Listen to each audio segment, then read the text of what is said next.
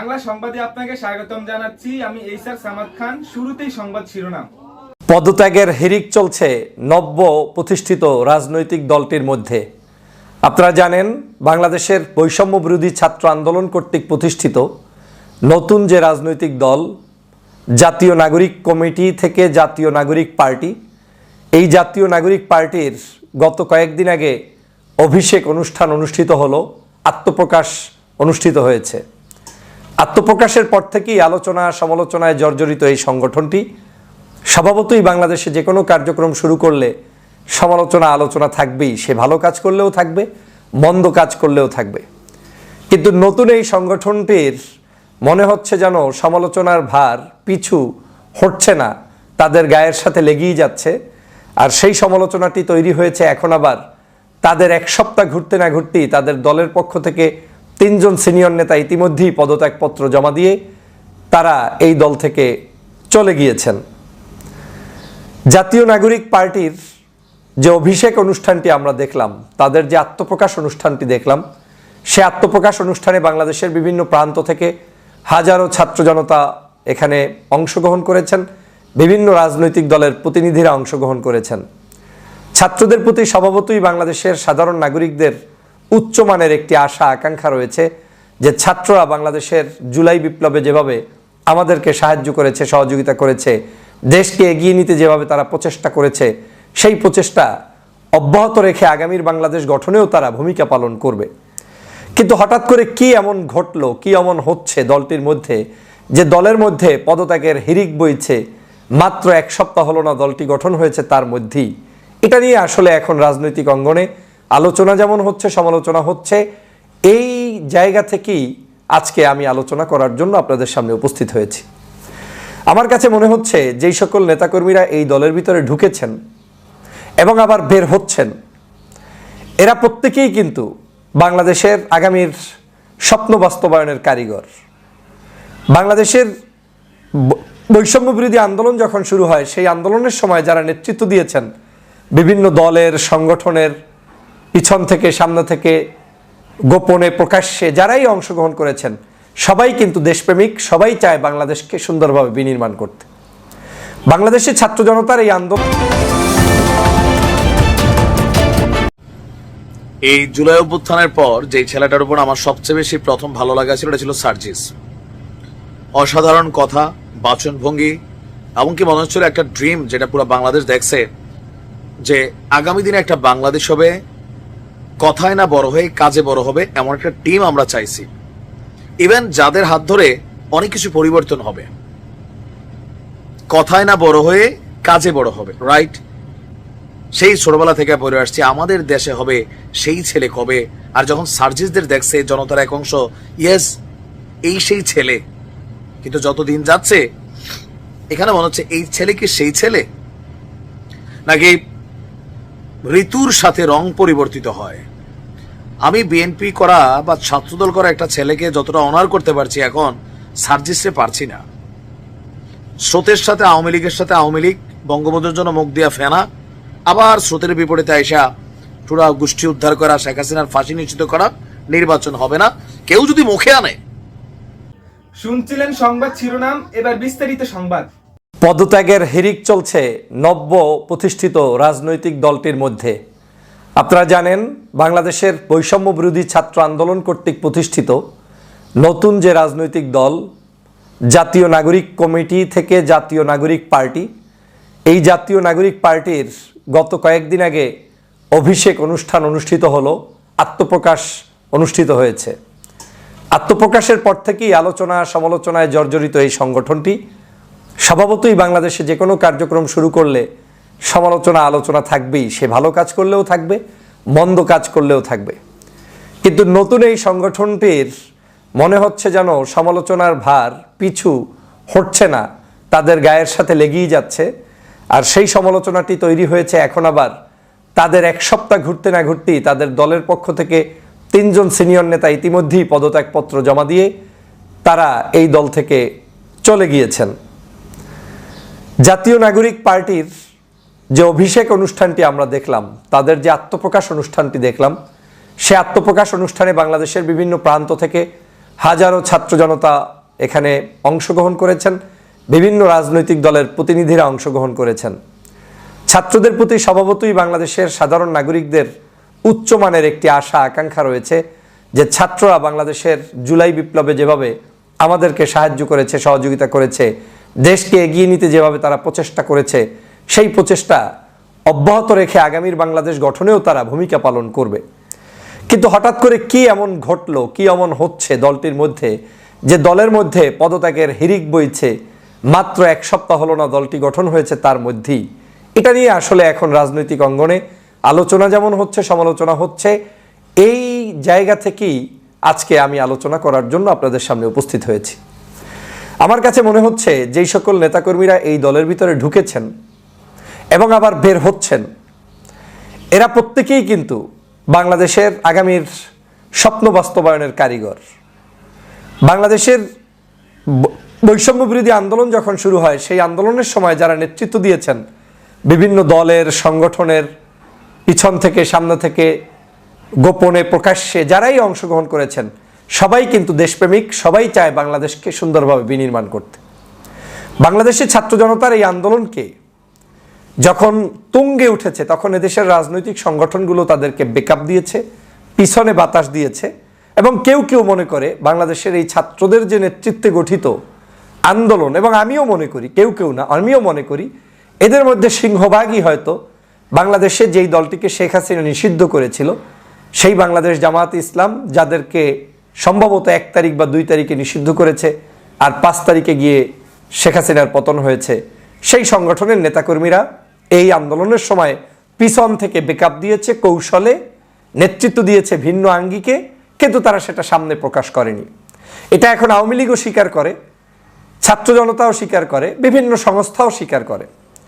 কিন্তু এর বাহিরে বড় যে শক্তিটি কাজ করেছে সেটা হচ্ছে বাংলাদেশের বড় বড় রাজনৈতিক দল, যেমন বাংলাদেশ জাতীয়তাবাদী দল, তারপরে বাংলাদেশ জামাত ইসলাম, ইসলামী আন্দোলন বাংলাদেশ, এরপরে গণ অধিকার পরিষদের নুরু ভাইয়ের নেতৃত্বে একদল মেধাবী শিক্ষার্থীরা এখানে অংশগ্রহণ করেছে।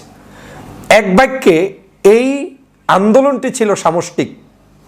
কিন্তু এই আন্দোলনে যখন যাদেরকে সহযোগিতা করেছে, তারা যখন অনুভব করেছে যে এই সংগঠনটি হয়তো বাংলাদেশের ধর্মীয় মূল্যবোধ, জাতীয়তাবাদী মূল্যবোধ, এদেশের সভ্যতা সংস্কৃতিকে লালন করে সামনের দিকে দল নিরপেক্ষভাবে এগিয়ে যেতে পারে এবং এদেশের মানুষের রাজনীতিতে ভালো ভূমিকা পালন করতে পারে, তখন কিন্তু নির্দলীয় নিরপেক্ষ বহু মানুষ এই দলের পিছনে ব্যাকআপ দেওয়ার জন্য মাঠে নেমেছে। এখনও তারা অনেকে হয়তো স্টিল এই দলটার শুভকামনা করেই যাচ্ছেন। কিন্তু আমার কাছে কেন জানি মনে হচ্ছে এই দলের কিছু কিছু নেতাকর্মী তাদের বক্তব্যের মধ্যে স্থিতিশীলতা রাখতে পারেন নাই। তারা যখন বক্তব্য দিচ্ছেন, আজকে এক ধরনের দিয়েছেন, ঠিকই এই বক্তব্য থেকে ইউটার্ন নিয়ে আরেকদিন আরেক ধরনের দিচ্ছেন। এবং এই বক্তব্যগুলোকে যদি আপনি একটু অ্যানালাইজ করেন, তাহলে সেখানে একটু গন্ধ পাওয়া যাবে যে ক্ষমতার স্বাদ, কিংবা প্রতিষ্ঠিত হওয়ার স্বপ্ন, কিংবা ভিন্ন কিছু, যেটা একেবারে ছোট্ট আকারে দেখা যাচ্ছে, খুব বড় আকারে না। এবং এটাকে আমি দোষেরও বলছি না, যে কোনো অর্গানাইজেশন সে প্রতিষ্ঠিত হবে, তার ব্যক্তি স্বার্থ থাকবে, দেশের স্বার্থ থাকবে, সব থাকবে। কিন্তু যে একটা ক্লিন ইমেজ নিয়ে শুরু করেছিল, সেখানে একটু হলেও তারা ভাটা পড়াতে সক্ষম হয়েছে এই স্বল্প কয়েকদিনের মধ্যেই। মানুষ যেটা চায়, আপনি বাই বর্ন যেভাবে হচ্ছেন সেটাকেই ক্যারি করে এন্ড পর্যন্ত যান। মানুষ যেটা চায়, আপনি যেটা শুরুতে বলেছেন, এখনো সেটা কন্টিনিউ করেন। ফর এক্সাম্পল, আওয়ামী লীগের সময় আপনি কি ভাষায় কথা বলতেন, এখন আপনার এই জুলাই অভ্যুত্থানের পর যে ছেলেটার উপর আমার সবচেয়ে বেশি প্রথম ভালো লাগা ছিল, এটা ছিল সার্জিস। অসাধারণ কথা, বাচনভঙ্গি, এমনকি মনে হচ্ছিল একটা ড্রিম যেটা পুরো বাংলাদেশ দেখছে, যে আগামী দিনে একটা বাংলাদেশ হবে, কথায় না বড় হয়ে কাজে বড় হবে, এমন একটা টিম আমরা চাইছি। ইভেন যাদের হাত ধরে অনেক কিছু পরিবর্তন হবে, কথায় না বড় হয়ে কাজে বড় হবে, রাইট? সেই ছোটবেলা থেকে পড়ে আসছি আমাদের দেশে হবে সেই ছেলে কবে। আর যখন সার্জিসদের দেখছে জনতার এক অংশ, ইয়েস এই সেই ছেলে। কিন্তু যত দিন যাচ্ছে এখানে মনে হচ্ছে এই ছেলে কি সেই ছেলে, নাকি ঋতুর সাথে রং পরিবর্তিত হয়। আমি বিএনপি করা বা ছাত্রদল করা একটা ছেলেকে যতটা অনার করতে পারছি, এখন সার্জিসে পারছি না। স্রোতের সাথে আওয়ামী লীগের সাথে আওয়ামী লীগ, বঙ্গবন্ধুর জন্য মুখ দিয়া ফেনা, আবার স্রোতের বিপরীতে আইসা পুরা গোষ্ঠী উদ্ধার করা, শেখ হাসিনার ফাঁসি নিশ্চিত করা, নির্বাচন হবে না, কেউ যদি মুখে আনে আনা যাবে না, এরকম নানান বক্তব্য দায়ের চেয়ে আসার বড় টাইপের। এতদিন তারা ছিল সমন্বয়ক, বাট এখন সমন্বয়ক আর নাই, বৈষম্য বিরোধী নাই। তারা এখন কারা? একজন রাজনৈতিক দল, দেশে আরো এরকম 54টা রাজনৈতিক দল আছে, তারা একটা দল, তারা কথা বলবে, আমরা সমালোচনা করব, এটাই স্বাভাবিক যদি চান্স ক্রিয়েট হয়। আমাদের কাজে এটা, ক্ষমতাকে প্রশ্ন করা। গতকালকে সার্জিসের যে বক্তব্য নিয়ে তোলপাড় হয়েছে, দুইটা নিয়ে, এক তো ছাত্রদল ইস্যুতেও পোতাই গেছে, বলছিল যে ছাত্রদলের এক গ্রুপ সন্ত্রাসী টোকাই, শাকিলের সাথে অনেকের সম্পর্ক। পরে আবার বলতেছে আমি ছাত্র দলকে বুঝাই না, ওই একটা অংশ মানে 2-1 জনকে।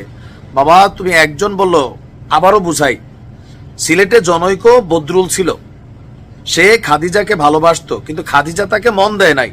সেই কারণে বদরুল ক্ষিপ্ত হইয়া কোনো এক চৈত্রের দুপুরে নারিকেল ছোলানো লম্বা রামদানিয়া খাদিজার মাথায় টুসটুস করে কয়েকটা কোপ দিয়েছে। তারপর পরের দিন এই জাতি বদরুল লীগের সাথে পরিচয় হইয়াছে। অপরাধ কি লীগ করিয়াছে না বদরুল? বদরুল নাম তো হয়েছে বদরুল লীগ। এখন ছাত্র দলের একজনের নাম যখন তুমি বলছো, পুরো ছাত্র দলই কানেক্টেড হয়ে যাচ্ছে, যার কারণে ছাত্র দলের সভাপতির ঘুম নাই, চেহারা শুকাই গেছে, সংবাদ সম্মেলন করা লাগছে, সাংবাদিকদের নাস্তা পানি খাওয়ানো লাগছে। এখন তুমি এসে বলতেছো আমি পুরো দলকে মেনশন করি নাই। এই ধাক্কা সামলাইতে না সামলাইতে আরেক ধাক্কা, কোনটা? বিএনপি ওরা ধরছে যে বাবা তুমি কথা কম বলো। সার্জিসটা কিন্তু সবাই এখন আক্রমণাত্মক ভঙ্গিতে ধরছে। কেন? থাকে না যে আসলে আপনার মুখ দিয়ে আপনি কতটুকু বলবেন এটা বুঝতে হবে।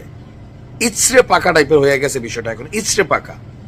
তো বিএনপির তোপের মুখে যে আপনার সার্জিসের বক্তব্যটা ছিল যে শেখ হাসিনাকে দেশে এনে ফাঁসির মঞ্চে না নেওয়া পর্যন্ত কেউ যেন নির্বাচনের কথা না বলে। আরে ভাই, তোমরা সেকেন্ড রিপাবলিকের স্বপ্ন দেখছো, নতুন স্বাধীন দেশ বলছো, কে কি বলবে তুমি সার্জিস ঠিক করে দিবা? তাহলে তো তুমি ওই যে পুরোনো ছাত্রলীগ করছো তোমার ভিতরে রয়ে গেছে, বাইরেছে না তো। এটাই তো ফেসিজমের আওয়াজ। আমি কি বলবো সেটা আমি জানি, আমার বাক স্বাধীনতা আছে। আমি কোনো ভুল বললে সেটা আইন দেখবে, ডিজিটাল নিরাপত্তা আইন না। আমি কি বলবো সেটা তুমি ঠিক করে দিবা, তুমি আমার ট্যাগ দিবা, আমরা এইটা আমরা সেইটা। মানে তোমার এই লাইসেন্স কে দিছে? হু আর ইউ? এখন এরকম পাকনা পাকনা কথা বইলা বিপদে পড়ে গেছে সার্জিস ভাই। আমি নিজে সার্জিসের খুব ভক্ত ছিলাম, এখনো চ্যানেলে ভিডিও আছে, 9 আগস্ট দেখে আসছেন, একটা স্পিড দেখছিলাম, বাট সামহাউ রাইট নাও এগুলা দেখছি যে উল্টা ঘুরছে। আচ্ছা, তো এখন এই যে বক্তব্য দিয়া ঠেলা সে সামলাইতে না পাইরা, এখন সে বলছে যে এই বক্তব্যের সঙ্গে নাকি সরাসরি নির্বাচন পিছিয়ে যাওয়ার যে সম্পর্ক দেখানো হচ্ছে সেটা কখনো সেভাবে সম্পর্কিত। তো কোনটা কোনটা? বিএনপি মনে করছে যে শেখ হাসিনার ফাঁসি কালকে যদি গ্রেপ্তার হয় 15 বছর লাগবে। তো এই 15 বছর নির্বাচন না হলে ক্ষমতায় কে থাকবে? ইউনুস কাকা আর তোমরা ভোট ছাড়া। এখন তো চিন্তা করছে, কথা নালাই কইছি কি, ওই সাদিক আব্দুল্লাহ না জানি কি নাম ছেলেটার, সে একটা কথা বলছিল যে এদের অতিরিক্ত কথা বলা বন্ধ করতে হবে। অতিরিক্ত কথা বলা, আর অতিরিক্ত কথা বলে এক একজন এরকম ঘাড় গোন নাড়া দিয়া, হ্যাঁ এটা পুনপুন্না ভাব আসছে, এটা থাকবে না। বৈষম্য বিরোধী প্ল্যাটফর্মে তোমাদের বিপরীত অবস্থান নিয়ে নিচ্ছে, প্রাইভেট নিয়ে নিচ্ছে। তুমি কার খালু বাবা? এখন সবাই সেট করে তোমরা 10 জন মিললে কি পুরো বাংলাদেশ? এখন তার বক্তব্য যে সবচেয়ে গুরুত্বপূর্ণ বিষয় হচ্ছে, আচ্ছা লাশ কোথা হচ্ছে এটা খুঁজে বেড়াচ্ছে। আমরা রায়ের বাজার আমাদের জায়গা থেকে, সে বিশাল তা মানে অনেক শহীদদের পরিবার নিয়ে কান্নাকাটি করছে, কিন্তু আবু সাইদের পরিবারের দাওয়াত দেওয়ার সময় পায় না। জুলাই আগস্টের মতো এত একটা মহান দায়িত্ব ছিল, এই ফান্ডিংটা প্রত্যেকটা মানুষের সুষ্ঠুভাবে দিয়ে আসতে পারতো, সে ছেড়ে দিছে রাজনীতি দল করার জন্য। এখন এসে বক্তব্য চেঞ্জ করলে যে মানে শেখ হাসিনার ইস্যুটার সাথে নির্বাচন, তোমরা তো বলতেছো যে নির্বাচনটা মুখে আনা যাবে না, অন্য সার্কামস্টেন্সে নির্বাচন পিছাইতে পারে, ডাজন্ট ফ্যাক্ট। কিন্তু শেখ হাসিনার ফাঁসি না হলে বিচার না পর্যন্ত কেউ নির্বাচনের নাম মুখে আনবে না।